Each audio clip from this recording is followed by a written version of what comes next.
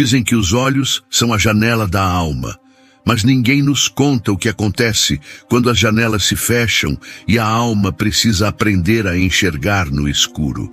Ninguém nos avisa que às vezes é preciso perder a luz do sol para encontrar a luz que brilha dentro de outra pessoa. Bento acreditava que sua vida tinha acabado no dia em que o mundo se apagou para ele. Clara acreditava que seu valor como mulher tinha se esvaído junto com o último adeus de um marido que a rejeitou por seu ventre vazio. Dois corações quebrados, duas solidões imensas, prestes a colidir numa tarde de tempestade que mudaria tudo. Mas antes de eu te contar como o destino teceu essa trama, eu preciso te fazer uma pergunta. Você acredita que Deus escreve certo por linhas tortas? Ou será que somos nós que demoramos a entender a caligrafia divina? A chuva caía grossa, pesada, daquelas que lavam a terra vermelha e fazem o telhado de barro cantar uma música antiga e melancólica. Era o tipo de tempestade que assusta os animais no pasto e faz a gente se encolher debaixo das cobertas, rezando um Pai Nosso. Mas Clara não tinha coberta, nem teto, nem reza que acalmasse o frio que lhe cortava de espinha. Ela caminhava pela estrada de terra batida, agora transformada num lamaçal escorregadio, segurando apenas uma trouxa de roupas úmidas contra o peito. Cada passo era uma luta contra o barro que tentava engolir seus sapatos gastos. Cada trovão parecia ecoar o grito mudo que ela trazia na garganta desde que saíra de casa, expulsa, humilhada, carregando a culpa de não ser mãe como se fosse um pecado mortal. Ela avistou o casarão ao longe, imponente, solitário no alto da colina, cercado por cafezais que pareciam exércitos verdes curvando-se ao vento. A fazenda do barão. Diziam na vila que era um lugar amaldiçoado, não por assombrações, mas pela tristeza que lá habitava. Diziam que o herdeiro vivia na escuridão, não só dos olhos, mas do espírito. Mas o desespero, minha gente, o desespero não tem medo de lendas. O desespero só quer um lugar seco para descansar a cabeça. Clara empurrou o portão de ferro, que rangeu como um lamento, e subiu a alameda de jabuticabeiras, tremendo de frio e de medo. Ao chegar na varanda, o alívio de não sentir mais a chuva fustigando o rosto foi tão grande que ela soltou um suspiro alto, quase um soluço. Foi então que ela o viu. Sentado numa cadeira de balanço de vime, imóvel como uma estátua de santo esquecida no altar, estava Bento. Ele usava uma faixa de linho branco cobrindo os olhos, amarrada com firmeza na nuca. Suas mãos, grandes e fortes, repousavam sobre os joelhos, mas os nós dos dedos estavam brancos de tanta tensão.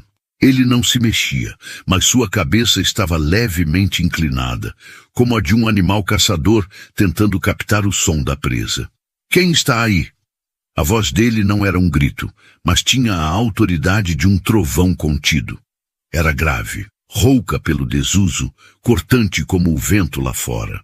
Clara congelou. O coração batia tão forte que ela temeu que ele pudesse ouvir o som do outro lado da varanda. Eu perguntei quem está aí, Bento repetiu, levantando-se bruscamente. A cadeira de balanço bateu contra a parede atrás dele. Ele tateou o ar, não com medo, mas com raiva. Se veio roubar o que restou, pode levar. Não há nada aqui que me sirva mais. Leve a prataria, leve os quadros. Só não me perturbe o silêncio. Não sou ladra, senhor. A voz de Clara saiu trêmula, pequena, quase sumindo no barulho da chuva. Sou apenas uma viajante. A chuva me pegou no caminho. Só queria me abrigar na varanda até a tempestade passar. Bento parou. A cabeça virou na direção da voz dela. Ele parecia avaliar a veracidade daquelas palavras apenas pelo tom, pela vibração do medo que ela emanava. Viajante? Ninguém viaja por essas estradas com esse tempo, a não ser que esteja fugindo de algo ou de alguém. Ele deu um passo à frente e Clara recuou instintivamente, encostando-se na parede fria da casa. O que você quer? Dinheiro? Comida? Só um teto, senhor. Por favor, assim que a chuva estiar, eu vou embora. Não quero incomodar. Houve um silêncio pesado. Bento parecia lutar consigo mesmo. Há um ano, desde o acidente com o cavalo que lhe tirara a visão e deixara cicatrizes que ele escondia sob aquela faixa, ele havia expulsado todos. Criados, amigos, até a família distante. Ele escolhera a solidão como punição e refúgio. Mas a voz daquela mulher, havia nela uma dor que ele reconhecia. Uma dor que não pedia esmola, pedia trégua. A porta está destrancada. Ele disse por fim, voltando a se sentar, mas sem relaxar o corpo. Entre. Se ficar aí fora, vai morrer de frio, e eu não quero ter o trabalho de enterrar ninguém amanhã. Na cozinha deve ter lenha seca. Acenda o fogão se souber como. Mas não me dirija a palavra, eu não recebo visita. Clara não esperou ele mudar de ideia. Entrou na casa, que cheirava a madeira antiga, café frio e poeira acumulada. Era um casarão lindo, de pé direito alto, assoalho de tábua corrida que estalava sob seus pés, mas estava mergulhado na penumbra.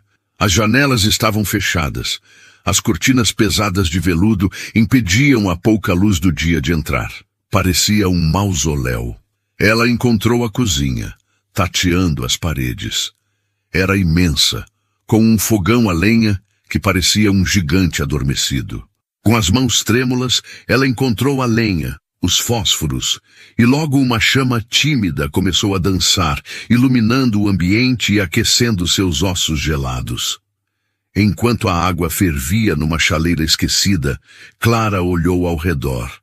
Havia louça suja na pia, teias de aranha nos cantos, um abandono triste que contrastava com a riqueza dos móveis. Aquele homem, aquele Bento, vivia ali como um fantasma em seu próprio castelo. E ela?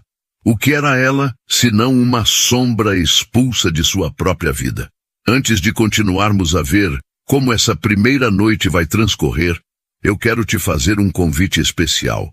Se você está sentindo o frio dessa chuva e o calorzinho desse fogão começando a acender, se inscreva aqui no canal Contos do Coração. Deixe o seu like, é muito importante para nós, e me conta aqui nos comentários de qual cantinho desse nosso Brasil você está me ouvindo hoje. Quero saber quem está aí do outro lado, compartilhando essa história comigo.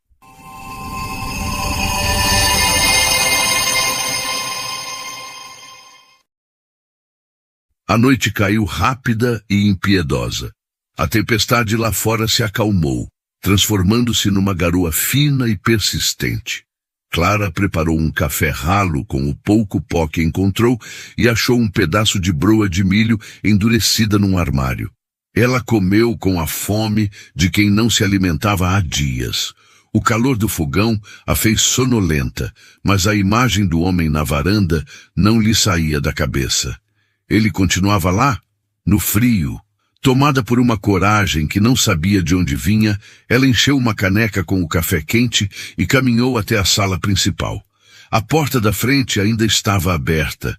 Bento continuava sentado, imóvel, envolto na escuridão da noite e de seus próprios olhos. "Senhor?"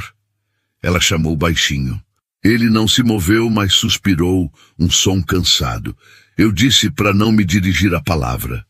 Eu fiz café. Está quente. E a noite está fria. O senhor devia entrar. Bento virou o rosto na direção dela. A faixa branca parecia brilhar na penumbra. Você ainda está aqui? Achei que tivesse ido embora com a chuva. A chuva parou, mas a estrada é puro barro. Não tenho para onde ir no escuro. A sinceridade dela era desarmante. Tome o café, por favor. Ele estendeu a mão hesitante. Clara se aproximou e colocou a caneca em seus dedos frios. O toque foi breve, mas elétrico. Bento sentiu a aspereza das mãos dela, mãos de quem trabalhava, mãos calejadas, mas quentes. Ele levou a caneca aos lábios e bebeu um gole. O líquido quente desceu queimando, despertando sensações que ele tentava manter adormecidas. Está horrível, ele resmungou, mas não devolveu a caneca. Fraco, parece água suja. Foi o que encontrei, Clara respondeu sem se ofender. Havia uma doçura em sua voz que o irritava e, ao mesmo tempo, o acalmava. Se o senhor tivesse mantimentos decentes, eu faria um café melhor. Bento soltou uma risada seca, sem humor. Ousada você. Entra na minha casa, usa minha lenha e ainda critica minha despensa. A verdade não é crítica, senhor. É só a verdade. Ela fez uma pausa. Meu nome é Clara. Não perguntei seu nome. Nomes criam laços, e eu não quero laços. Amanhã, quando o sol nascer, você vai embora, como quiser. Mas até lá, o senhor precisa comer, tem broa na cozinha. Não tenho fome. A fome não pergunta se a gente quer sentir. Ela só vem, igual a tristeza. Bento ficou em silêncio. Aquela mulher falava coisas simples, mas que batiam fundo. Igual a tristeza. Sim, a tristeza dele era uma fome insaciável que o devorava por dentro há 1 ano. Por que você está fugindo, Clara? Ele perguntou, surpreendendo a si mesmo. Clara baixou os olhos, mesmo sabendo que ele não podia vê-la. Ela olhou para as próprias mãos, vazias de alianças, vazias de filhos. Porque eu falhei, Senhor. Falhei na única coisa que esperavam de mim. Um crime? Pior. Um ventre seco. As palavras saíram num sussurro dolorido. Meu marido. Ele queria um herdeiro. Eu lhe dei 5 anos de tentativas, chás, promessas e orações. Mas Deus fechou minha madre. E quando a esperança dele acabou, o amor acabou junto. Ele me mandou embora hoje de manhã. Disse que ia buscar uma mulher de verdade. O silêncio na varanda se tornou denso. Bento apertou a caneca entre as mãos. Ele conhecia aquele sentimento, a sensação de ser defeituoso, de ser menos do que o esperado. Ele, o grande Bento, herdeiro das terras, o cavaleiro exímio, agora um cego inútil que precisava tatear paredes. Somos 2 quebrados então, ele disse, a voz mais suave do que antes. Um cego que não serve para guiar e uma mulher que não serve para criar. O mundo não tem lugar para gente como nós, Clara. Talvez o mundo não tenha, ela disse olhando para o céu, onde uma única estrela tentava furar as nuvens. Mas a gente tem que arrumar um lugar, nem que seja num cantinho esquecido. Bento terminou o café e estendeu a caneca para que ela pegasse. Pode dormir no quarto de hóspedes, no final do corredor. Os lençóis devem estar cheirando a mofo, mas é melhor que o chão. Amanhã cedo. Vá embora. Clara pegou a caneca. Obrigada, Sr. Bento. Não me agradeça. E não se acostume. Naquela noite, Clara deitou na cama macia, mas o cheiro de mofo não a incomodou. O que a manteve acordada foi o som dos passos de Bento no andar de cima. Ele andava de um lado para o outro, como um leão enjaulado. Ela pensou na faixa que ele usava. O que haveria por baixo? Apenas cicatrizes, ou a memória de um olhar que um dia viu o mundo. E ele, lá em cima, ouvia a respiração da casa, sabendo que havia mais alguém ali. Uma presença estranha, mas que, pela primeira vez em meses, fazia a solidão parecer um pouco menos absoluta. O dia amanheceu com um sol tímido, filtrado pela neblina da serra.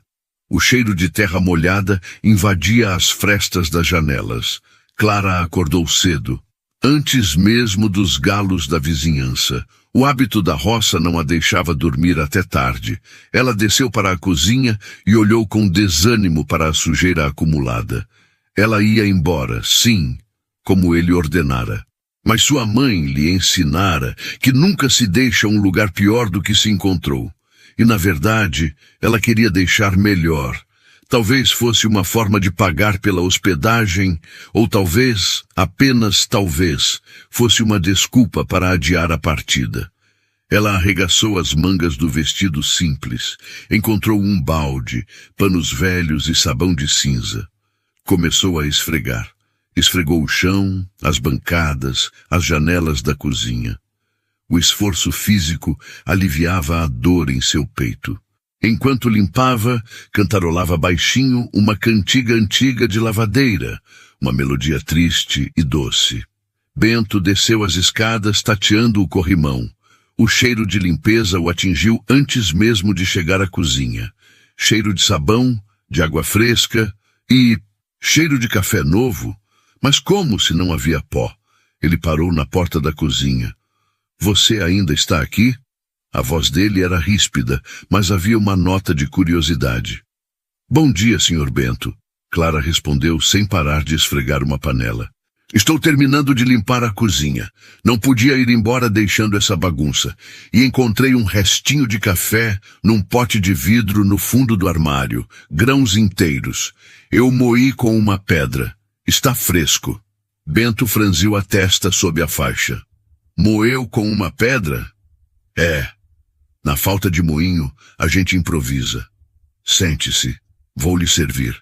Ele se sentou à mesa, guiado pelo som da voz dela e pelo arrastar da cadeira que ela puxou.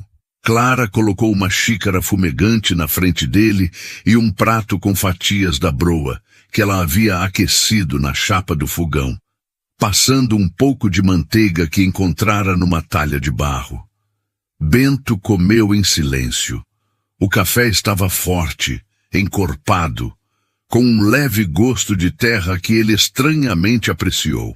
A broa quente derretia na boca. Fazia meses que ele comia apenas o que um entregador da vila deixava na porta a cada 3 dias. Comida fria, sem gosto, sem alma. Aquilo tinha gosto de cuidado. Você devia ter ido, ele disse limpando os farelos da boca. Eu vou, assim que terminar essa panela. E para onde vai? Clara parou de esfregar. O silêncio dela foi a resposta. Ela não tinha para onde ir. Não tenho destino, Sr. Bento. Vou andar até onde as pernas aguentarem. Talvez na próxima vila precisem de uma lavadeira ou cozinheira. Bento tamborilou os dedos na mesa. Ele ouvia o som da respiração dela, o cheiro de suor honesto e sabão. Ele precisava de ajuda. A casa estava caindo aos pedaços. Ele estava magro, sujo, vivendo como um bicho. Mas seu orgulho era uma muralha alta e espinhosa. Admitir que precisava dela era admitir sua derrota completa. Eu não tenho dinheiro para pagar uma empregada, ele mentiu. Tinha dinheiro, muito dinheiro guardado no cofre do escritório, herança de gerações, mas o dinheiro não comprava a vontade de viver. Não pedi dinheiro, Clara disse suavemente. Pedi teto e comida. Se o senhor me deixar ficar, eu cuido da casa, cuido da roupa, faço a comida. O senhor não precisa nem falar comigo se não quiser. Eu serei invisível. Invisível. Bento repetiu a palavra com amargura. Ninguém é invisível, Clara. Você faz barulho, você tem cheiro, você ocupa espaço. O espaço aqui é grande demais para um homem só, senhor, e a solidão, quando dividida, pesa menos. Bento levantou-se bruscamente, derrubando a cadeira. O barulho assustou Clara. Você não sabe nada sobre a minha solidão, ele gritou, virando o rosto coberto para ela. Você acha que é só limpar a casa e fazer café? Eu sou um aleijado. Eu não vejo o sol, eu não vejo meu rosto no espelho, eu não vejo a cor das flores. Eu vivo num buraco negro sem fim. Você quer viver no escuro comigo? É isso que você quer? Clara não recuou dessa vez. Ela olhou para aquele homem alto, forte, mas quebrado como uma criança assustada. Ela viu a dor crua, a raiva que era apenas uma máscara para o medo. Eu não posso devolver sua visão, Sr. Bento, ela disse, a voz firme e calma. Mas eu posso emprestar os meus olhos, eu posso descrever o sol, posso dizer se as flores são vermelhas ou amarelas, posso dizer se o seu rosto está barbado ou limpo. O escuro só é absoluto quando a gente fecha o coração também. Bento ficou paralisado. Ninguém nunca tinha falado com ele daquele jeito. Todos o tratavam com pena ou com medo. Ela o tratava com dignidade. Emprestar os olhos, ele sussurrou, como se testasse o gosto das palavras. Meus olhos não servem para muita coisa. Nunca viram o mar, nem as cidades grandes. Mas eles veem o que está aqui. E se o Senhor deixar, eles podem ver pelo Senhor. Ele ficou ali, parado no meio da cozinha, o peito subindo e descendo rápido. A proposta era absurda. Uma estranha, uma mulher rejeitada, vivendo ali com ele. O que a vila diria, o que a moral diria. Mas então ele se lembrou do gosto do café quente, do cheiro de limpeza e principalmente da voz dela dizendo que a solidão dividida pesa menos. 1 mês, ele disse ríspido. Você fica 1 mês, em troca de casa e comida.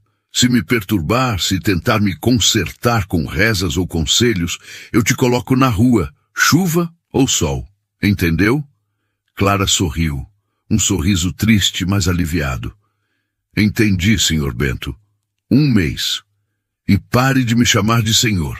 Me faz sentir velho. Sou Bento, só Bento. Está bem, Bento. Assim começou a estranha convivência entre o cego e a rejeitada. Nos primeiros dias, Bento mal saía do quarto ou da varanda. Clara trabalhava como uma formiga. Limpou o casarão cômodo por cômodo, abriu as janelas para o ar circular, lavou as cortinas pesadas que acumulavam anos de poeira. A casa começou a respirar novamente. Mas o verdadeiro desafio não era a casa, era Bento. Ele era temperamental, explodia por qualquer coisa. Se Clara mudava uma cadeira de lugar e ele esbarrava, ele praguejava e gritava que ela era incompetente. Clara ouvia, pedia desculpas, colocava a cadeira no lugar e continuava seu trabalho. Ela entendia que a raiva dele não era contra ela, era contra a impotência. Certa tarde, cerca de 2 semanas depois da chegada de Clara, Bento estava sentado na varanda. O sol de fim de tarde banhava o mundo numa luz dourada, mas para ele era apenas o calor na pele. Ele ouviu os passos de Clara se aproximando. O que foi agora? Ele perguntou, sem virar a cabeça. O pôr do sol está lindo hoje, Bento, ela disse, parando ao lado dele, apoiando-se na balaustrada. Grande coisa. Para mim é tudo cinza. Não é não. Ela fechou os olhos, tentando encontrar as palavras certas. Imagine a cor de uma laranja bem madura, daquelas doces. O céu está dessa cor, lá no horizonte, onde o sol toca a serra. E acima disso tem um rosa, sabe a cor da parte de dentro de uma goiaba? Um rosa suave, misturado com nuvens que parecem algodão desfiado. E as árvores? As árvores estão escuras, como recortes de papel preto contra essa luz toda. É como se o céu estivesse pegando fogo, mas um fogo frio que não queima, só ilumina. Bento ouvia, a boca entreaberta. As palavras dela pintavam imagens em sua mente. Ele se lembrava da cor da laranja, da goiaba. Ele conseguia ver o que ela descrevia. E os pássaros? Ele perguntou a voz rouca. Estão voando? Sim. Tem um bando de garças brancas passando agora, indo para o brejo. Elas parecem lenços brancos sendo levados pelo vento. Estão voando em V, bem organizadas. Bento fechou as mãos com força nos braços da cadeira. Pela primeira vez em 1 ano, ele não viu apenas o escuro. Ele viu o laranja, o rosa, o branco das garças. Uma lágrima solitária escorreu por baixo da faixa de linho, trilhando um caminho pela sua face barbada. Clara viu a lágrima, mas não disse nada. Apenas continuou descrevendo o mundo, emprestando seus olhos para aquele homem que começava, muito lentamente, a abrir a janela da alma. Mas a paz é um tecido frágil, fácil de rasgar. Alguns dias depois, Clara estava no jardim, tentando recuperar um canteiro de rosas que havia sido engolido pelo mato. Bento decidiu caminhar sozinho pelo quintal. Ele conhecia o terreno, ou achava que conhecia. Ele queria provar para si mesmo que não era um inválido total. Caminhou com sua bengala, tateando o chão. "Bento, cuidado!" Clara gritou de longe, vendo que ele se aproximava perigosamente do antigo poço desativado, cuja tampa de madeira estava podre. O grito o assustou. Ele girou o corpo, perdeu o equilíbrio e pisou em falso. A bengala escorregou na grama úmida. Bento caiu, batendo o ombro com força no chão de pedra ao redor do poço. A dor foi aguda. Clara correu até ele, largando a enxada. "Ah, Bento, você está bem?" Ela se ajoelhou ao lado dele, tentando ajudá-lo a se levantar. Ele a empurrou com violência. "Me solta! Eu não preciso de você! Eu não preciso de babá!" Ele gritava, o rosto vermelho de vergonha e dor. "Por que você não me deixa em paz? Por que não vai embora e me deixa apodrecer aqui?" "Porque eu me importo!" Clara gritou de volta, segurando o braço dele com firmeza. "Porque você é um homem teimoso e orgulhoso, mas tem um coração bom debaixo dessa casca grossa. E eu não vou deixar você se machucar só para provar que é forte. Ser forte é aceitar ajuda, Bento." Eles ficaram ali, ofegantes, no chão do jardim. Bento sentia a mão dela em seu braço, firme e quente. A raiva dele começou a murchar, dando lugar a uma exaustão profunda. "Eu sou um fardo, Clara." Ele sussurrou, a voz embargada. "Eu sou um peso morto. Você não é um peso. Você é o homem que me deu um teto quando eu não tinha nada. Você é o homem que ouve minhas descrições do pôr do sol." Ela tocou levemente o rosto dele, perto da faixa. "Deixe-me ver seus olhos, Bento." Ele recuou, como se tivesse levado um choque. "Não, nunca!" "Por que não?" "O médico disse que..." "Não é pelo médico." Ele a cortou. "É porque... eles são mortos, são feios. Eu não quero que você veja um monstro. Eu não tenho medo de monstros, Bento. Eu fui casada com um homem que tinha olhos perfeitos e uma alma podre. A feiura não está no corpo, está no que a gente faz com a dor dos outros." Com uma delicadeza infinita, Clara levou as mãos à nuca dele e começou a desatar o nó da faixa. Bento tremeu, mas não a impediu. Ele estava cansado de se esconder. O pano branco caiu em suas mãos. Ele manteve as pálpebras fechadas, apertadas. "Abra, Bento." Ela pediu num sussurro. Lentamente, com medo, ele abriu os olhos. Eram olhos leitosos, sem brilho, com uma cicatriz fina atravessando a pálpebra esquerda e descendo pela bochecha. Não havia foco, não havia luz, mas Clara não recuou. Ela olhou para aquele rosto marcado, para aqueles olhos que não viam, e sentiu uma onda de ternura tão grande que seu peito doeu. "Você não é um monstro," ela disse a voz embargada. "Você é lindo." Bento não podia vê-la, mas sentiu os dedos dela traçarem a cicatriz em seu rosto com um carinho que ele nunca havia experimentado. E naquele momento, no jardim, com o cheiro de terra e rosas antigas, algo mudou. A barreira entre eles se rompeu, mas o destino gosta de pregar peças. Naquela mesma tarde, um cavaleiro chegou ao portão da fazenda. Era um homem da vila, trazendo uma carta. "Dona Clara?" o homem perguntou sem descer do cavalo. "Tenho uma carta para a senhora. Deixaram no armazém da vila. Disseram que a senhora estava por aqui." Clara pegou o envelope com as mãos trêmulas. Reconheceu a letra imediatamente. Era de seu ex-marido.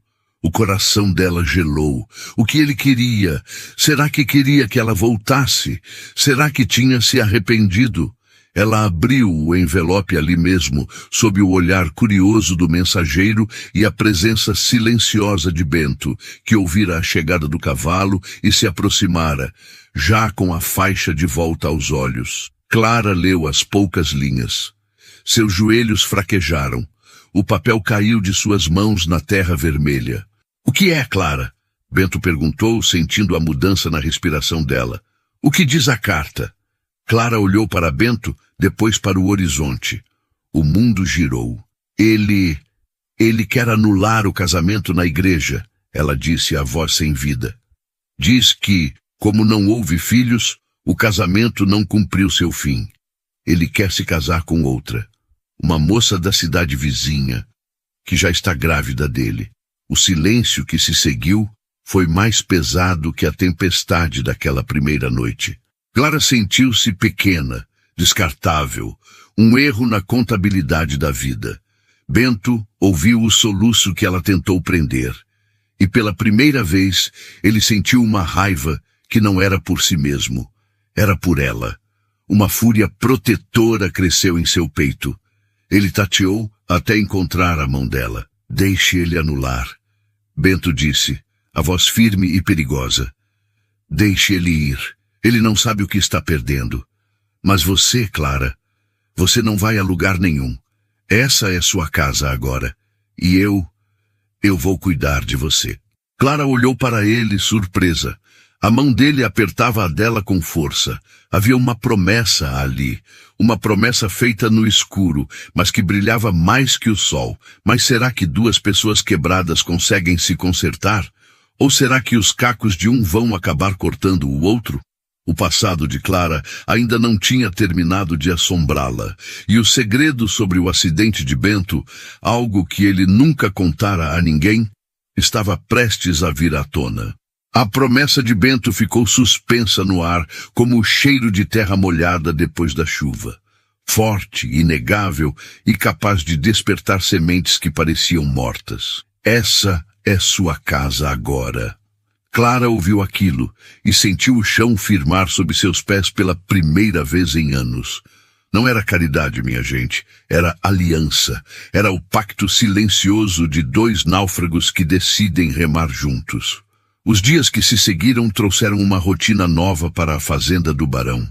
Não era mais a rotina do silêncio e da escuridão, mas a rotina da descoberta.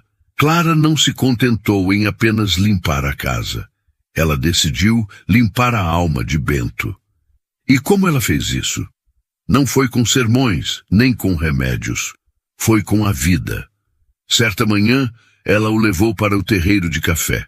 O mato estava alto, os pés de café, antigos e retorcidos, pareciam clamar por cuidado.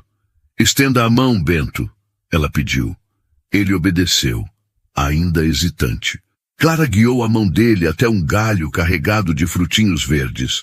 Sente, são os grãos. Eles estão pequenos ainda, duros como pedrinhas, mas estão aqui. A terra não desistiu de você, Bento. Por que você desistiu dela? Bento acariciou as folhas ásperas, os grãos frios. A memória tátil despertou lembranças de quando ele corria por ali com o pai, quando o cafezal era um mar de riqueza. Eu não posso cuidar disso, Clara. Eu não vejo as pragas, não vejo quando podar. Você não vê, mas suas mãos veem, seu nariz vê. Ela pegou um punhado de terra e colocou na palma da mão dele. Cheire. Essa terra está pedindo água ou está úmida o suficiente? Bento levou a terra ao nariz.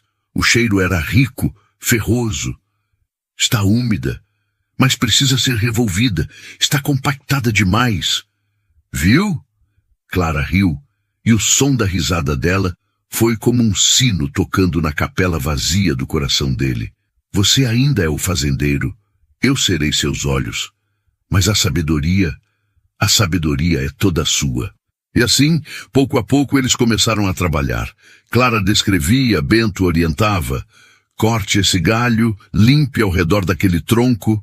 Eles voltavam para casa ao entardecer, sujos de terra, cansados, mas com uma fome que não era só de comida. Era fome de viver. À noite, à beira do fogão a lenha, enquanto o feijão borbulhava na panela de ferro, eles conversavam. E foi nessas conversas que as muralhas começaram a cair de verdade. Mas a felicidade, meus amigos, incomoda. A felicidade de quem se reergue ofende quem vive de aparências. E não demorou para que a notícia de que o aleijado do barão tinha uma mulher morando com ele chegasse aos ouvidos da família. Numa tarde de terça-feira, uma carruagem parou em frente ao casarão. Desceu dela Dona Matilde, tia de Bento, uma mulher seca, vestida de preto da cabeça aos pés, com um crucifixo de ouro enorme no peito que parecia pesar mais que sua própria consciência. Ela entrou sem bater, o nariz torcido como se sentisse um cheiro ruim. Clara estava na sala, remendando uma camisa de Bento. Bento estava ao piano, tocando notas soltas, tentando lembrar uma melodia da infância. Bento! A voz de Matilde cortou o ar como um chicote. Que pouca vergonha é essa? Bento parou de tocar. Clara se levantou num salto, a agulha espetando seu dedo. Tia Matilde? Bento perguntou, virando o rosto na direção da voz. Eu mesma? Vim ver se os boatos eram verdadeiros. E vejo que são piores. Ela olhou para Clara com um desprezo que faria uma estátua chorar. Quem é essa criatura? Uma meretriz que você recolheu da estrada? Cuidado com a língua, tia, Bento disse, levantando-se devagar. Sua voz era baixa, mas tremia de raiva contida. Esta é Clara. Ela é minha governanta. E minha amiga. Amiga? Matilde soltou uma risada estridente. Uma mulher sozinha, morando com um homem solteiro sem laços de sangue? A vila inteira está comentando, Bento. Você está manchando o nome da família. Já não basta a desgraça da sua cegueira, agora quer viver em pecado? Clara sentiu as lágrimas queimarem seus olhos. A vergonha, aquela velha conhecida, voltou a bater na porta. Dona Matilde, Clara tentou falar. Cale-se! A velha gritou. Não dirigi a palavra a você. Bento, mande essa mulher embora agora. Eu trouxe comigo a prima Eulália. Ela vai cuidar da casa. É sangue do seu sangue, é decente. Essa aí tem cara de quem não presta. Bento deu um passo à frente. Ele não precisava ver para sentir a maldade emanando da tia. Ele tateou até encontrar o braço de Clara e a puxou para perto de si, num gesto de posse e proteção que deixou Matilde boquiaberta. Clara, fica. Ele disse, cada palavra pesada como uma pedra. E quem vai embora é a senhora, tia. O quê? Você está me expulsando da casa do meu irmão? A casa é minha. E a vida é minha. Onde a senhora estava quando eu fiquei cego? Onde a senhora estava quando eu passei meses comendo comida fria e vivendo na sujeira? Ninguém da família decente veio me limpar. Ninguém veio ler para mim. Clara veio. Clara ficou. Ela está se aproveitando de você. Ela quer o seu dinheiro. Ela quer a minha paz. Bento gritou, e o eco de sua voz fez os cristais do lustre tremerem. Má coisa que a senhora nunca me deu. Saia da minha casa. E não volte sem ser convidada. Matilde bufou, vermelha de indignação. Você vai se arrepender, Bento. Deus castiga a ingratidão e a luxúria. Deus é amor, tia. A senhora que se esqueceu disso. Quando a carruagem se afastou, levantando poeira, o silêncio voltou à sala. Mas agora era um silêncio diferente. Clara tremia. Bento ainda segurava o braço dela. Desculpe por isso, ele disse, soltando-a devagar. Ela tem razão, Bento, Clara sussurrou. A vila vai falar. Sua reputação. Minha reputação morreu no dia em que caí daquele cavalo. Ele tateou até encontrar o sofá e se sentou parecendo exausto. Clara, sente-se aqui. Preciso te contar uma coisa. Preciso te contar o segredo que carrego debaixo dessa faixa. Clara sentou-se ao lado dele, o coração disparado. O acidente... Ele começou, a voz falhando. Todo mundo acha que foi uma fatalidade, que o cavalo se assustou com uma cobra. Mas não foi. Ele respirou fundo, como se estivesse prestes a mergulhar em águas profundas. Eu era arrogante, Clara. Eu achava que o mundo girava ao meu redor. Naquele dia, eu tinha brigado com meu pai. Ele queria que eu me casasse com a filha de um coronel vizinho para juntar as terras. Eu recusei. Disse coisas horríveis a ele. Disse que preferia vê-lo morto a obedecer. Bento apertou as mãos nos joelhos. Saí a galope, cego de raiva. Eu forcei o animal, forcei demais. Queria fugir da minha vida, da minha responsabilidade. Eu vi o barranco, Clara, eu vi, mas eu não parei. Por um segundo eu quis que tudo acabasse. Clara levou a mão à boca, sufocando um grito. Quando acordei, estava tudo escuro. Meu pai morreu de desgosto 2 meses depois. Ele achava que a culpa era dele. Mas a culpa era minha. A cegueira não foi o acidente. A cegueira foi o castigo. Eu tirei a paz do meu pai e Deus tirou a luz dos meus olhos. Bento chorava agora, lágrimas silenciosas que molhavam a faixa branca. Clara não disse nada. Palavras eram pequenas demais para aquela dor. Ela fez a única coisa que seu coração mandou. Ela o abraçou. Abraçou forte, puxando a cabeça dele para o seu ombro. Bento resistiu por um segundo, rígido, mas depois desmoronou. Ele chorou como uma criança, agarrando-se ao vestido dela como se fosse a única tábua de salvação num mar revolto. Não foi castigo, Bento. Ela sussurrou no ouvido dele, enquanto acariciava seus cabelos. Deus não castiga com escuridão. Às vezes, ele apaga as luzes de fora para a gente acender a luz de dentro. Você era orgulhoso, sim, mas aquele homem morreu no barranco. O homem que está aqui, chorando nos meus braços, esse homem é bom. Esse homem tem coração. Eles ficaram assim por um longo tempo, até que as lágrimas secaram e restou apenas o som da respiração compassada dos dois. A noite caiu lá fora, trazendo o canto dos grilos. Clara, ele chamou a voz rouca. Estou aqui. Posso ver seu rosto? Clara se afastou um pouco, surpresa. Mas você, com as mãos. Deixe-me ver você com as minhas mãos. Eu preciso saber quem é o anjo que está me salvando. Clara fechou os olhos e assentiu, mesmo sabendo que ele não podia ver o gesto. Ela pegou as mãos dele e as colocou em seu rosto. As mãos de Bento eram grandes, calejadas, mas o toque foi de uma leveza impressionante.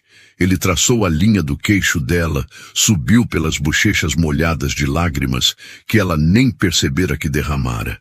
Seus dedos desenharam o contorno dos lábios dela, o nariz pequeno, as pálpebras fechadas. Era uma exploração lenta, reverente. Clara sentiu um arrepio percorrer sua espinha. Nunca, nem com o marido, sentira tanta intimidade. Aquele toque não pedia nada, apenas conhecia. Era um reconhecimento de alma. Você é triste, ele murmurou, os dedos roçando os cantos dos olhos dela. Sua pele tem o desenho da tristeza, mas é macia, como pétala de rosa branca. Ele aproximou o rosto do dela. Clara sentiu a respiração quente dele em sua pele, o cheiro de tabaco e sabão. O coração dela batia tão forte que parecia um tambor de festa. Eles estavam a centímetros um do outro. O ar entre eles estava carregado de uma eletricidade nova, perigosa e doce. Clara! Ele sussurrou, e a mão dele deslizou para a nuca dela por baixo dos cabelos. Foi nesse momento, nesse exato segundo, em que o universo parecia prender a respiração, esperando o beijo, que um som estranho veio da cozinha. Um estrondo de metal caindo no chão, seguido de um gemido abafado. Clara e Bento se separaram num susto. O que foi isso? Bento perguntou, virando a cabeça para o corredor. Veio da cozinha, Clara disse, já se levantando, as pernas bambas, pela interrupção brusca do momento. Fique aqui. Ela correu para a cozinha, pegando o lampião da sala. Ao chegar lá, a cena que viu fez seu sangue gelar. A porta dos fundos estava escancarada, batendo com o vento. No chão, a panela de ferro estava virada, o feijão espalhado. Mas não havia ninguém. Clara! Bento gritou da sala, tateando para vir atrás dela. O que aconteceu? Clara foi até a porta e olhou para a escuridão do quintal. Nada. Apenas a noite e o vento. Mas então, seus olhos bateram no batente da porta. Havia algo preso ali. Um pedaço de tecido. Um tecido fino de renda preta. Ela arrancou o tecido e o segurou perto da luz. O cheiro. Era um perfume enjoativo de lavanda velha. O mesmo perfume que Dona Matilde usava. Clara! Bento apareceu na porta da cozinha, a bengala em punho, o rosto tenso. Não tem ninguém, Bento, ela mentiu, escondendo o pedaço de renda no bolso do avental. O coração dela martelava com um pressentimento ruim. A tia não tinha ido embora. Ou se foi, deixou alguém vigiando. A guerra estava declarada. Foi o vento, ela completou, tentando fazer a voz soar firme. O vento derrubou a panela. Bento não pareceu convencido, mas relaxou os ombros. O vento, ele repetiu. O vento traz tempestades, Clara. E eu sinto que uma grande está vindo em nossa direção. Naquela noite, Clara não conseguiu dormir. Ela olhava para o teto, pensando no toque de Bento, na quase beijo e na ameaça silenciosa daquele pedaço de renda. E lá no fundo de seu ventre, uma sensação estranha, uma pontada sutil que ela ignorou, atribuindo ao nervosismo. Mal sabia ela que aquela pontada era o primeiro sussurro de um milagre impossível, ou talvez de uma tragédia anunciada. O tempo na roça tem um jeito próprio de passar. Não se mede em horas, mas em ciclos. O ciclo da chuva, o ciclo da florada, o ciclo da colheita. 3 meses se passaram desde aquela noite em que a tia Matilde deixou seu veneno e seu lenço de renda na porta da cozinha. 3 meses em que a fazenda do barão, antes um esqueleto cinzento na paisagem, começou a ganhar cor nas bochechas. Bento e Clara viviam numa dança silenciosa e perfeita. Ela era os olhos, ele era a força, ela descrevia o mundo, ele tomava as decisões. Com o dinheiro que Bento tinha guardado e que Clara o convenceu a usar, contrataram 2 colonos para ajudar na lida. O cafezal, limpo e cuidado, respondeu com gratidão. A primeira colheita, ainda que pequena, prometia ser de uma qualidade que a região não via há anos. Mas a maior colheita não estava no campo, estava dentro da casa. Bento não usava mais a bengala dentro dos cômodos. Ele conhecia cada tábua que rangia, cada curva dos móveis, guiado pelo cheiro de lavanda que Clara espalhava pela casa e, principalmente, pelo som dos passos dela. Onde Clara estava, havia luz para ele. Numa noite quente de novembro, o ar estava pesado, carregado com o perfume adocicado das damas da noite que floresciam no jardim recuperado. Bento estava na varanda, ouvindo os grilos. Clara apareceu com 2 taças de vinho. Um brinde, ela disse, colocando a taça na mão dele. A quê? Ele perguntou sorrindo. Aquele sorriso raro que agora aparecia com mais frequência, iluminando o rosto barbado. A nós, aos colonos que terminaram a colheita hoje, e ao fato de que você não tropeçou nenhuma vez essa semana. Bento riu e brindou no ar, acertando levemente a taça dela pelo som. Eu tropeço sim, Clara. Tropeço todo dia na vontade de te dizer coisas que não devo. O silêncio que se seguiu não foi constrangedor, foi elétrico. Clara sentiu o rosto esquentar. A amizade deles tinha crescido, virado um carinho imenso, mas havia uma barreira invisível, o medo. O medo dele de não ser suficiente, o medo dela de ser rejeitada novamente. E o que você gostaria de dizer? Ela perguntou, a voz num fio. Bento pousou a taça na mureta. Ele se virou para onde sabia que ela estava. Que você me devolveu a vida, Clara. Que antes de você, eu era um homem morto esperando o enterro. Agora eu quero viver. Eu quero ouvir o amanhã. Clara se aproximou. A atração entre eles era como a gravidade, inevitável. Eu também quero viver, Bento, mas viver pela metade dói. Então não vamos viver pela metade. Ele estendeu a mão e encontrou a cintura dela. Puxou-a para si. Dessa vez não houve panela caindo. Não houve interrupção. Bento baixou o rosto e encontrou os lábios de Clara. Foi um beijo desajeitado no início, tateante, mas logo se tornou urgente, faminto. Era o beijo de quem passou tempo demais na seca e finalmente encontrou a fonte. Naquela noite, a porta do quarto de Bento não se fechou para a solidão. Clara entrou com ele, e no escuro do quarto, onde a cegueira de Bento não importava, eles se amaram. Não houve vergonha, nem cicatrizes, nem faixas nos olhos. Houve apenas pele, suspiros e a linguagem antiga dos corpos que se reconhecem.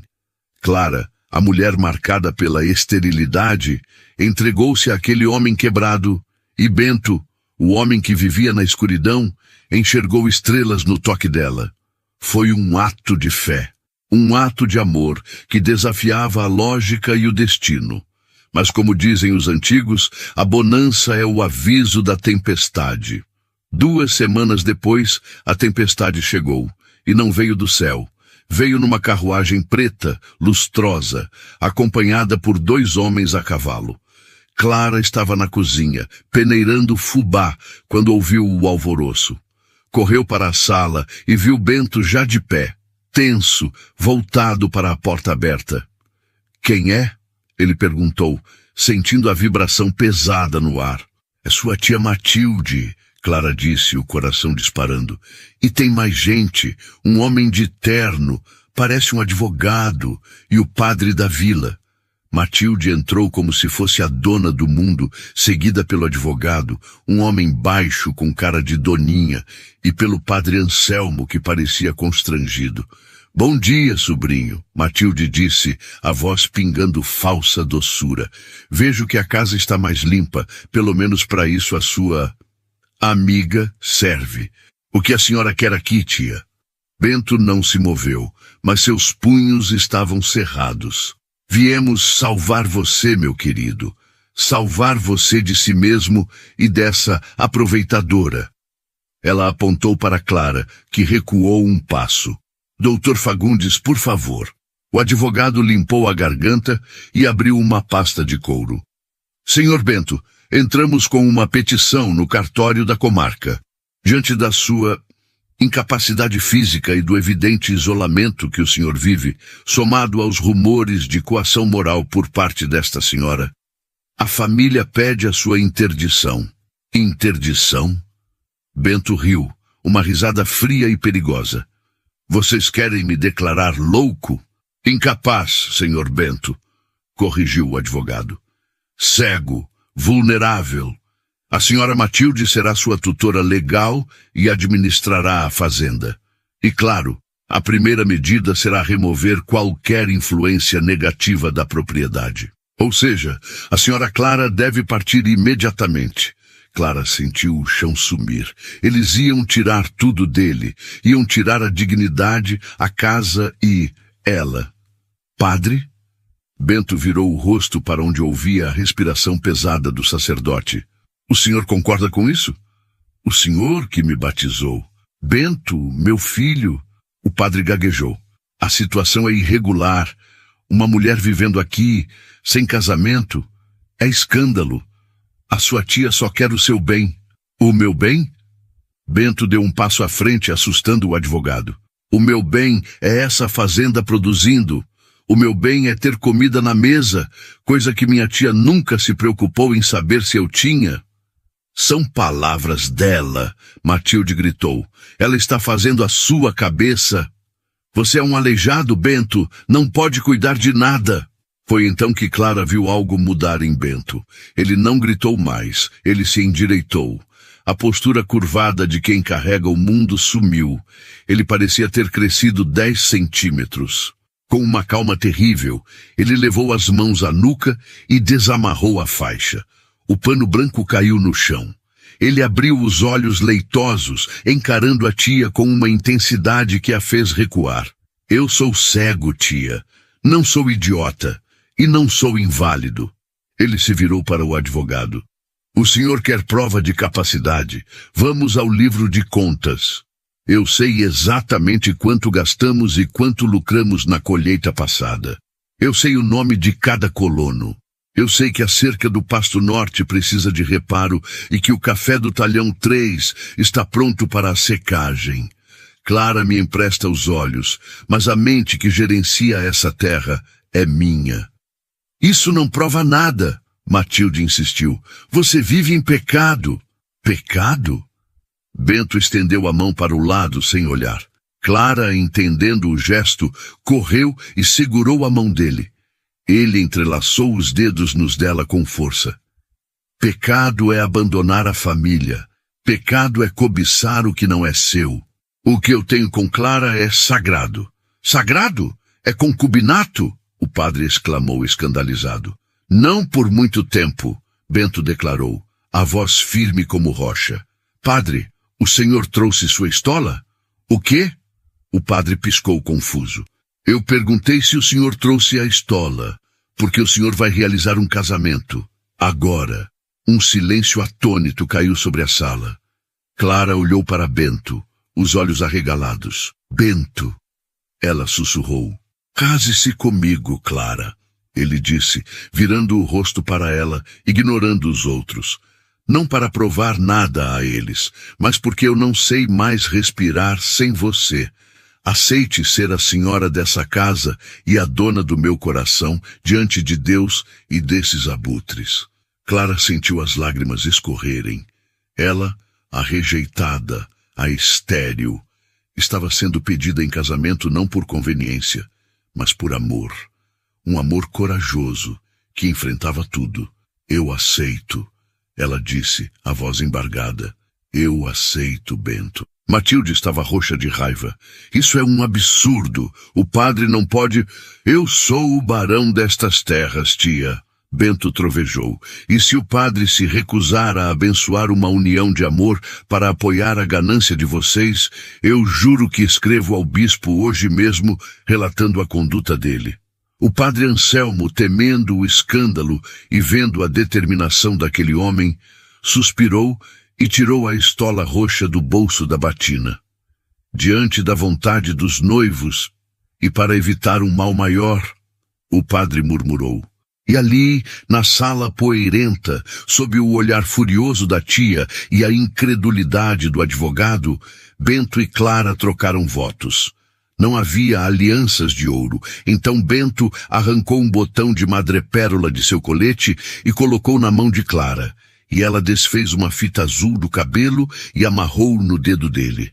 Foi a cerimônia mais simples e mais poderosa que aquela casa já vira. Quando terminaram, Bento se virou para a tia. Agora ela é minha esposa, a senhora Clara. E como minha esposa, ela tem autoridade total sobre meus bens se eu faltar. A sua petição de interdição acaba de virar papel de rascunho, doutor. Matilde bufou, ajeitou o chale e marchou para a porta. Você ganhou essa batalha, Bento. Mas a guerra é longa.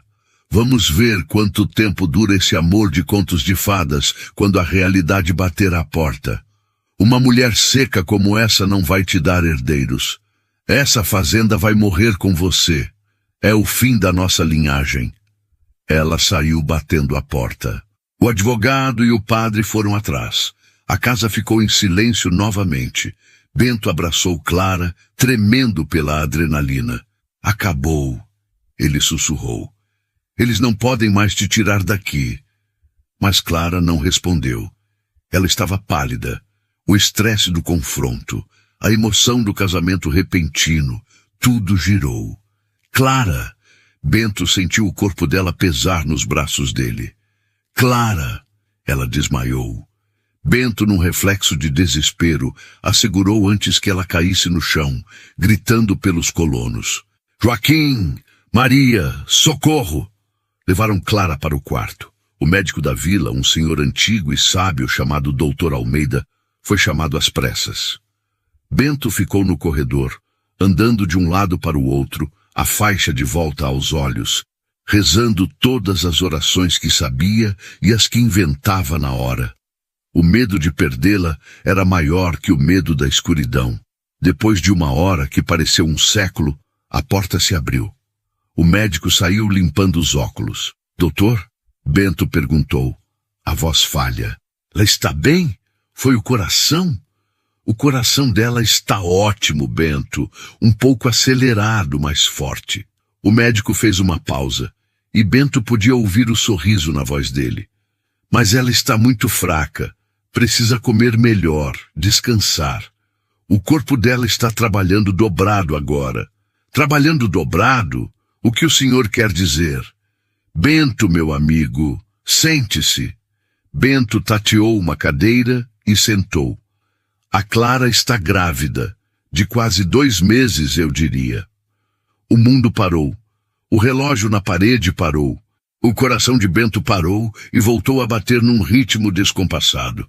Grávida, ele sussurrou. Mas isso é impossível. Ela não pode. O marido a deixou porque ela era estéril. 5 anos tentando. A medicina tem seus mistérios, Bento. E Deus tem os dele. Talvez o problema não fosse com ela.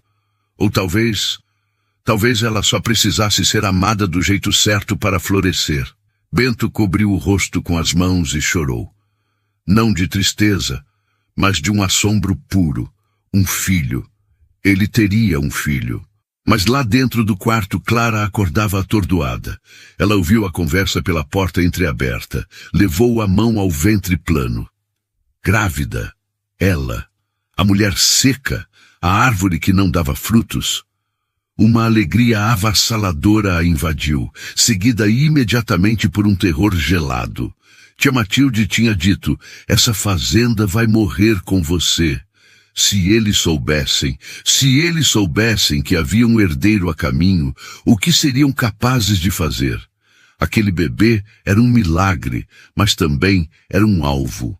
E você acredita que o amor pode curar até o que a medicina diz ser impossível?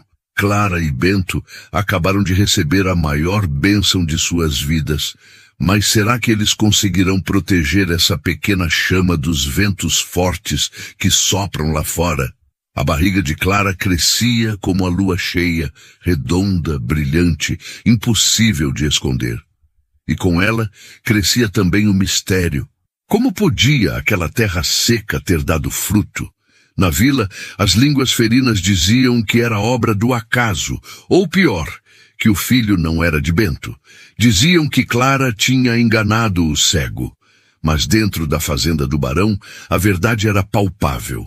Bento passava horas com a mão no ventre da esposa. Ele, que não via a luz do sol, aprendera a sentir a luz da vida. Ele chutou, Bento dizia com um sorriso bobo, a mão espalmada sobre o tecido do vestido dela.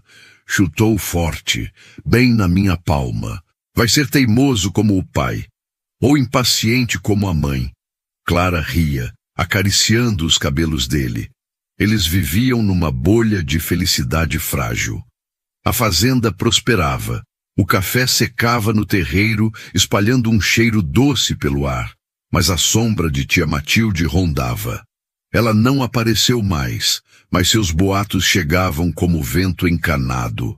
Ela dizia aos 4 ventos que pediria um teste de sangue, que contestaria a paternidade, que aquele bastardo nunca herdaria o nome da família.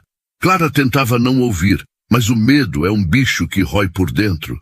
E se o bebê nascesse diferente? E se algo desse errado? Ela rezava todas as noites pedindo proteção. O inverno chegou cedo naquele ano, trazendo ventos frios que assobiavam nas frestas das janelas. Clara estava no 8º mês. Numa noite de agosto, o céu desabou. Não era apenas chuva, era um dilúvio. Raios rasgavam a escuridão e trovões faziam o chão tremer. Bento acordou com um gemido abafado ao seu lado. Clara! Ele tateou a cama. O lençol estava molhado, não de chuva, mas de água morna. A bolsa tinha estourado. Bento! A voz dela era um fio de dor. Está na hora. Mas é cedo. É muito cedo. O pânico tentou agarrar a garganta de Bento, mas ele o engoliu. Ele não podia se dar ao luxo do medo. Fique calma. Vou chamar a Maria. Maria, a esposa do colono, era parteira experiente. Ela veio correndo, ensopada pela chuva, trazendo toalhas e água quente. Mas assim que examinou Clara, seu rosto, iluminado pela luz trêmula do lampião, ficou sério. Senhor Bento, ela sussurrou, puxando-o para um canto do quarto. O bebê está sentado. E a Clara? Ela está perdendo sangue. O parto vai ser difícil. Precisamos do médico. O médico mora na vila. Com essa chuva, a ponte do riacho deve ter caído. Bento disse, sentindo o desespero crescer. Se o médico não vier, eu não sei se consigo salvar os dois. Talvez tenha que escolher. Aquelas palavras atingiram Bento como um soco. Escolher? Como escolher entre a mulher que lhe devolveu a alma e o filho que era a promessa de futuro? Ninguém vai escolher nada, ele disse ríspido. Cuide dela, Maria. Faça o que sabe fazer. Eu vou buscar ajuda. Mas que ajuda um cego poderia buscar numa tempestade daquelas? Ele não podia montar a cavalo, não podia correr até a vila. Sua impotência, aquela velha inimiga, voltou com força total. Ele saiu do quarto, ouvindo os gritos de dor de Clara começarem a aumentar. Cada grito era uma facada em seu peito. Ele desceu as escadas tateando, tropeçando, até chegar à pequena capela da casa, um cômodo que ele não entrava desde a morte do pai. Cheirava a mofo e cera velha. Ele caiu de joelhos no chão frio de pedra. Deus! Ele gritou para o silêncio. Você tirou meus olhos e eu aceitei. Você levou meu pai e eu aceitei. Mas não leve ela, não leve meu filho. Ele chorava, batendo os punhos no chão. A raiva, a culpa pelo acidente, a mágoa com a tia, tudo se misturava numa prece desesperada. Se é um preço que você quer, leve tudo. Leve a fazenda, leve o dinheiro. Me deixe na escuridão para sempre, eu não me importo. Mas deixe a luz dela brilhar. Por favor, eu perdoo. Eu perdoo meu pai por ter me pressionado. Eu perdoo a mim mesmo por ter sido arrogante. Eu perdoo a Matilde pelo veneno. Só salve eles. Foi um clímax espiritual. Ali, no escuro da capela, Bento abriu mão de seu orgulho, de sua mágoa. Ele se entregou completamente. E naquele momento de rendição total, uma paz estranha desceu sobre ele. Não a paz da resignação, mas a paz da certeza. Ele sentiu, com uma clareza que seus olhos nunca tiveram, que não estava sozinho. Lá em cima, a luta continuava. As horas se arrastavam. A tempestade lá fora parecia espelhar a batalha pela vida dentro do quarto. Bento voltou para o lado de Clara. Ele segurou a mão dela que estava fria e suada. Eu estou aqui, meu amor. Ele sussurrou, beijando os dedos dela. Eu estou aqui. Olhe para mim. Descreva para mim. Descreva o nosso filho. Clara, exausta, quase sem forças, abriu os olhos. A voz de Bento era sua âncora. Ele vai ter seus cabelos, Bento. Ela sussurrou, entre uma contração e outra. E vai ter olhos que veem tudo. Força, menina, Maria gritou. Mais uma vez, ele está vindo. Com um grito que pareceu rasgar o véu entre a vida e a morte, Clara reuniu suas últimas forças. E então, o silêncio. Um segundo de silêncio absoluto, onde o coração de Bento parou. E então, o choro, forte, estridente, indignado. O choro da vida que vence a morte. É um menino! Maria chorou e riu ao mesmo tempo. É um menino, seu Bento, e é grande.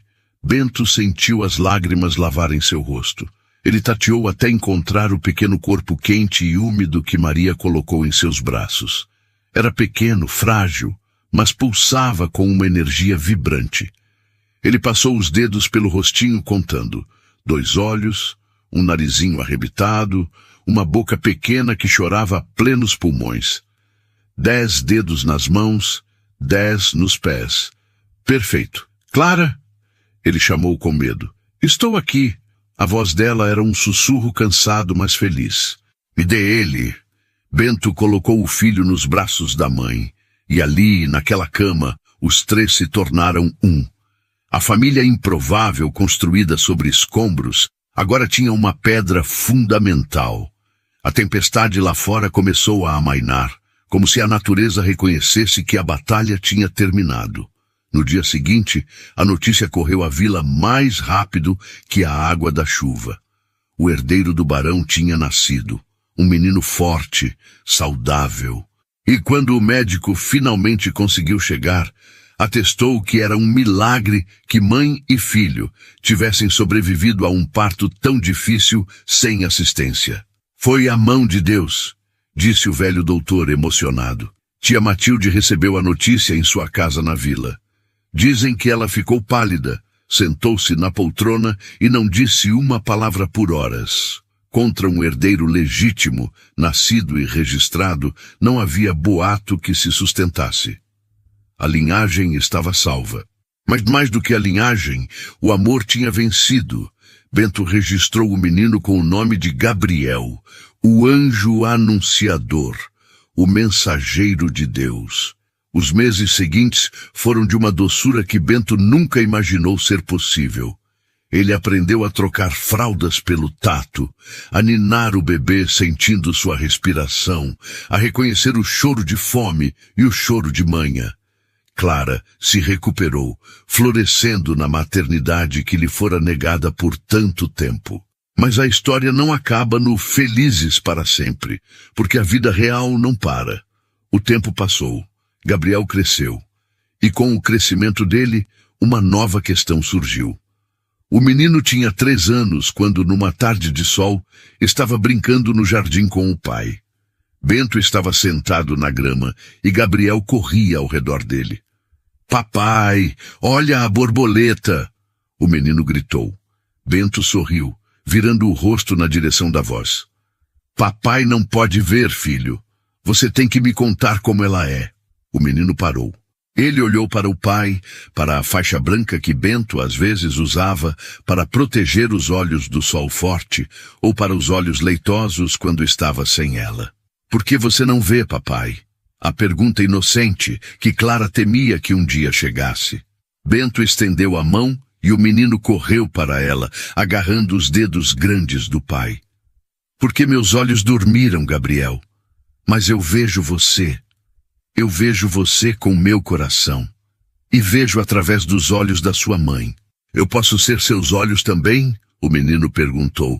Bento sentiu um nó na garganta. O ciclo se repetia, mas agora não por necessidade de sobrevivência, mas por amor puro. Pode, meu filho, você pode. E assim, Gabriel cresceu descrevendo o mundo para o pai. A nuvem parece um cachorro. O café está vermelho. A mamãe está sorrindo, mas o tempo implacável nos leva agora para o final dessa jornada. Vamos dar um salto, voar sobre os anos como um pássaro que atravessa o oceano, para ver o que o futuro reservou para essa família que nasceu da dor e se firmou na rocha da fé. O tempo é um mestre silencioso, minha gente. Ele não faz alarde, não manda aviso. Apenas passa, lixando as arestas da dor e polindo as joias da alegria. 5 anos se passaram desde aquela noite de tempestade em que Gabriel veio ao mundo. 5 colheitas de café, 5 natais, 5 anos de um amor que foi construído tijolo por tijolo, dia após dia. A fazenda do barão não era mais aquele lugar sombrio que Clara encontrou. Agora, as janelas viviam abertas, deixando o sol entrar e desbotar os tapetes, porque casa vivida é casa com marcas de sol. O jardim, antes um emaranhado de mato, era um espetáculo de cores que Bento conhecia pelo perfume. O jasmim perto da varanda, as rosas brancas que Clara tanto amava perto do portão, e o cheiro forte e verde da horta que alimentava a família e os colonos. Gabriel, agora com 5 anos, era a cópia viva do pai, mas com os olhos curiosos da mãe. Ele era um menino de joelhos ralados e bolsos cheios de pedrinhas e besouros. E tinha assumido, com a naturalidade que só as crianças têm, a função de segundo par de olhos de Bento. "Papai, cuidado, tem uma raiz grande aí!" O menino gritava, correndo na frente enquanto Bento caminhava pelo pomar. "Obrigado, meu guia." Bento respondia sorrindo, tateando o ar até encontrar a cabeça do filho para bagunçar seus cabelos. Bento não recuperou a visão. O milagre não foi físico, foi espiritual. Ele continuava no escuro, mas não vivia mais na escuridão. A amargura tinha dado lugar a uma serenidade profunda, daquelas que só quem já perdeu tudo e ganhou tudo de volta consegue ter. Ele administrava a fazenda com pulso firme, ouvindo os relatórios de Clara e confiando na honestidade que ele agora sabia inspirar nas pessoas. E Clara, Clara, a mulher que chegou com uma trouxa de roupas e o coração em frangalhos agora era a alma daquele lugar. Ela não era apenas a esposa do barão, ela era a mãe, a conselheira, a mulher que transformou ruína em lar. As marcas da rejeição do passado tinham cicatrizado, transformando-se em sabedoria. Ela olhava para Bento e não via um inválido. Via o homem que a amou quando ela se sentia invisível. Numa tarde de domingo, daquelas preguiçosas em que o tempo parece parar, os 3 estavam na varanda. A mesma varanda onde tudo começou. Bento na sua cadeira de balanço, Clara num banco de madeira costurando, e Gabriel sentado no chão, desenhando com carvão num pedaço de papel pardo. "Mamãe", Gabriel chamou. "O que é aquilo lá na estrada?" Clara levantou os olhos e viu uma carruagem velha, simples, passando devagar lá longe, na estrada real. "É apenas um viajante, filho, alguém buscando seu destino. Será que ele está perdido?" O menino perguntou. "Talvez." Bento respondeu, a voz grave e calma. "Às vezes a gente precisa se perder para encontrar o lugar certo." Clara olhou para o marido. Ele estava com o rosto voltado para o sol poente, a faixa branca descansando no colo, os olhos fechados sentindo o calor. Ela se lembrou da primeira vez que descreveu o pôr do sol para ele. "Bento", ela chamou suavemente. "Sim, meu amor. Você se lembra da primeira tarde?" Ele sorriu, e as rugas ao redor dos seus olhos se aprofundaram. "Como eu poderia esquecer? Você me disse que o céu tinha cor de goiaba e que as garças pareciam lenços ao vento. Foi a primeira vez que eu vi cores em 1 ano. O céu está assim hoje de novo", ela disse, largando a costura e indo até ele. Ela se sentou no braço da cadeira dele e passou o braço pelos seus ombros. "Está pegando fogo, mas um fogo frio, e tem uma estrela, a primeira da noite, brilhando bem em cima da serra." "A estrela da esperança", Bento murmurou, encontrando a mão dela e levando aos lábios. "Você foi a minha estrela, Clara, quando tudo era breu." Gabriel largou o desenho e veio correndo, se enfiando no meio do abraço dos pais. "Eu também sou estrela?" ele perguntou ciumento. Bento riu, uma gargalhada solta e feliz. "Você, meu filho, você é o sol inteiro. Você é o meio-dia." Eles ficaram ali, abraçados, enquanto a noite caía cobrindo o mundo com seu manto estrelado. Não precisavam de mais nada. Tinham vencido a maldade de tia Matilde, que souberam depois vivia sozinha e amargurada na cidade, presa em sua própria teia de orgulho. Tinham vencido o preconceito da vila. Tinham vencido a dor da infertilidade e da cegueira. Eles não eram uma família perfeita. Bento ainda derrubava coisas. Clara ainda tinha pesadelos com o passado às vezes. E Gabriel fazia birra quando não queria tomar banho. Mas era uma família real. Uma família forjada no fogo da provação e resfriada na água da misericórdia. E assim, minha gente, a gente fecha a janela dessa história, mas deixa a porta do coração aberta. Olhem para Bento e Clara. Vejam como a vida é curiosa. Ele precisou perder a visão para enxergar quem realmente importava. Ela precisou ser rejeitada por não dar frutos para florescer no jardim de quem precisava de cuidado.